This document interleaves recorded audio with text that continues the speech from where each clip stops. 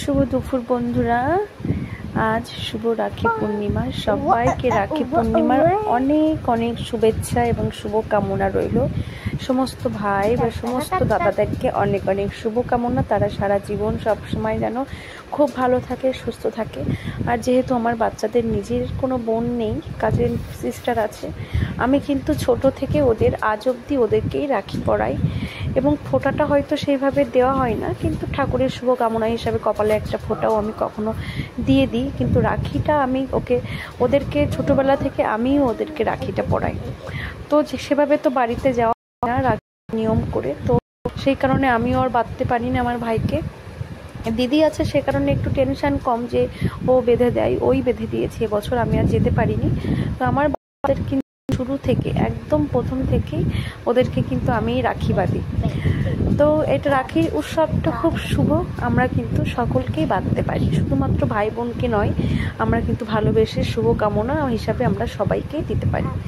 তো আজ একটা সুন্দর দিন, যেহেতু আমি সমস্ত কাজ বাজ সেরে তড়িহড়ি করে, এবং রান্না বান্না তো থাকেই আমাদের, পুজো সেরে আমি পুজোর ওখানেই ঠাকুরের সামনে বসিয়েছি। তো কোনো কারণে ক্যামেরাটা ঘুরে গেছে, যেহেতু আমি এক জায়গাতে রেখে ফোনটাকে আমি করার চেষ্টা করছিলাম, তো ঘুরে গেছে। যেহেতু সবটা আপনাদের সাথে শেয়ার করতে পারিনি, যতটা পেরেছি। তার সাথে ওর বাবা বাড়িতে এসেছিলো, একটু কাজ করছে, পিছনে দেখতে পাচ্ছেন, হয়তো দেখতে পাচ্ছেন না, তো পিছনেই আছে, কাজ করছে। তো সেই কারণে এবার 1:30টার আগেই একটা শুভ সময় আছে, তার আগে দিতে হবে। তো আমি সবসময় ঠাকুরের মন্দিরের পাশে বসিয়ে ওদেরকে দেওয়ার চেষ্টা করি বা দিয়ে আসি বরাবর, যাতে ওদের মনে কখনো কোনো রকম এরকম কোনো খারাপ লাগা বোধ না করে যে অন্যের বোন আছে বলে।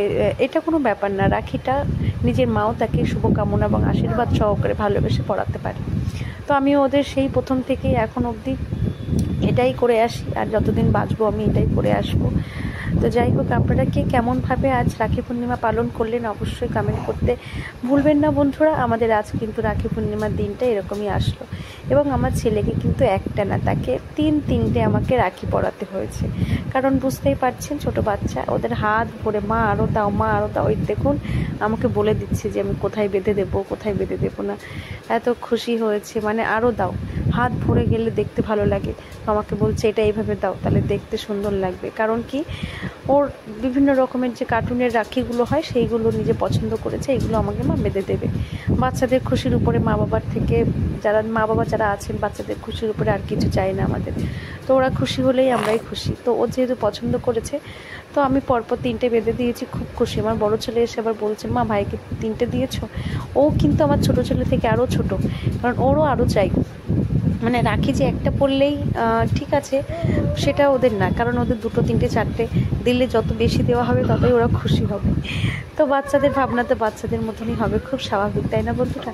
তো ভাবছি আজকের দিনটা কীভাবে আপনাদের সাথে কাটালাম, পুরোটা তো শেয়ার করতে পারিনি। তো যতটা পেরেছি, ওই যে বললাম না, ফোনটাও ঘুরে গেছে, যে সবটুকু যে ভালো করে শেয়ার করব সেটাও আর হয়ে ওঠেনি।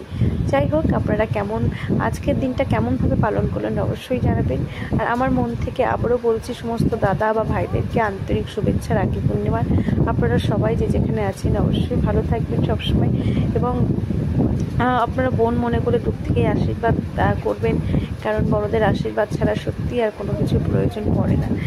তো হয়তো ভিডিওটা একটু লম্বা হয়ে গেছে, একটু লং হয়ে গেছে, নিজে করতে গেলে সমস্যাটা হয়। তো যাই হোক, নিজেই করি, যতটা যেমনই হোক না কেন, ভালো হোক খারাপ হোক, যাই হোক না কেন, নিজের কাজটা নিজেই করার চেষ্টা করি।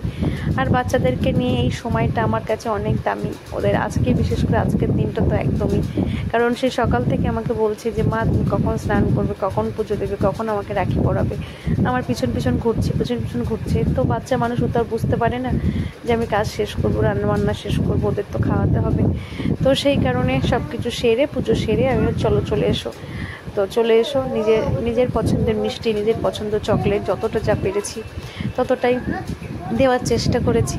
তো আমার দিকে তাকিয়ে খাবে না, আমার দিকে তাকিয়ে আছে। আর একটা পড়বে, আমি হচ্ছে বাবা হাতে জায়গা নেই, একটা পড়লেই যথেষ্ট, একটার বেশি আর পড়তেও হয় না। যেহেতু তুমি পছন্দ করেছো, আমি তোমাকে বেঁধে দিয়েছি, খুব সুন্দর লাগছে। বারবার ওটাতে দেখছে।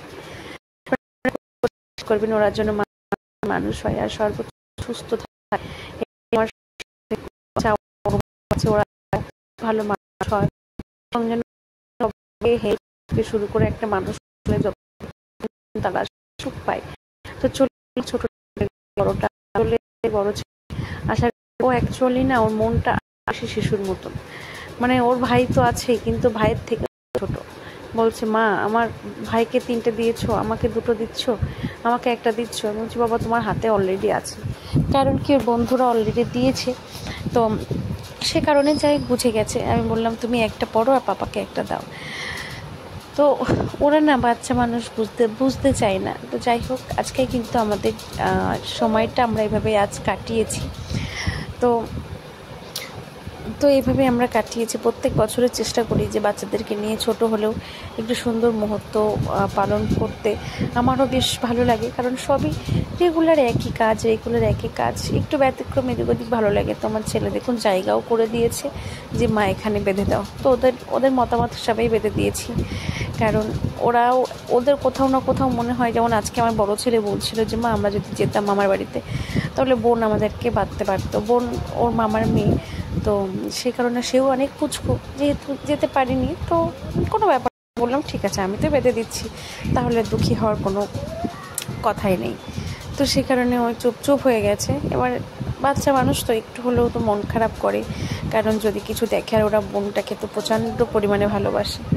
তো যদি দেখে যে বোনের বাড়িতে কেউ গেছে বা মানে কোনো অনুষ্ঠান হচ্ছে, ওদেরও মন চায় যেতে, কিন্তু কিছু করার নেই, আমরা নিয়মের বাইরে যেতে পারি না। ওদের এক্সাম এসে গেছে প্রায়, এবং প্রচুর পড়াশুনো বন্ধ করতে পারি না। সে কারণে চেষ্টা করি যে আমার যে ছুটিটা পড়ে সেই ছুটিতে যাওয়ার চেষ্টা করি। আর আমার দিদি কাল গেছিলো বাপের বাড়িতে, সেখানে যেহেতু ও আজকে যেতে পারবে না, তো গতকালকে ওখানে রাখি পরিয়েছিল। তো আপনাদের সাথে আমি সেটাও শেয়ার করব যে আমাদের সেই পুচকু রানীটা কীভাবে রাখি পরিয়েছে। আপনারা দেখতে থাকুন যে ওর এতটুক ছোট মানুষ, এতটাই বুদ্ধি হয়েছে কি আর বলবো। তো যাই হোক ও ভালো থাকুক, অনেক সুস্থ থাকুক, এটাই সবসময় ভগবানের কাছে প্রার্থনা করি। সমস্ত সন্তান যেন ভালো থাকে, সুস্থ থাকে, এবং ওরা যেন সুস্থ স্বাভাবিকভাবে মানুষ হয়। কারণ আজকালকার দিনে বাচ্চাদেরকে মানুষ করা এবং পিওর একটা মানুষ বানানো সত্যি খুব মুশকিল হয়ে যায়, তাই না? পড়াশুনো তো শেখার সাথে সাথে আমার মনে হয় সবার আগে একটা মানসিকতা, মানুষ তৈরি হওয়াটা খুব দরকার। প্রথমে তো মানুষ হওয়া তো খুবই দরকার, তারপরে তো সে ভবিষ্যতে কী করবে না সেটা তো আছেই। তো আমি সবসময় মনে করি যে সবার আগে মানুষ হওয়াটা খুবই দরকার, ভীষণই দরকার। তো চলুন বন্ধুরা আমরা দেখে নিই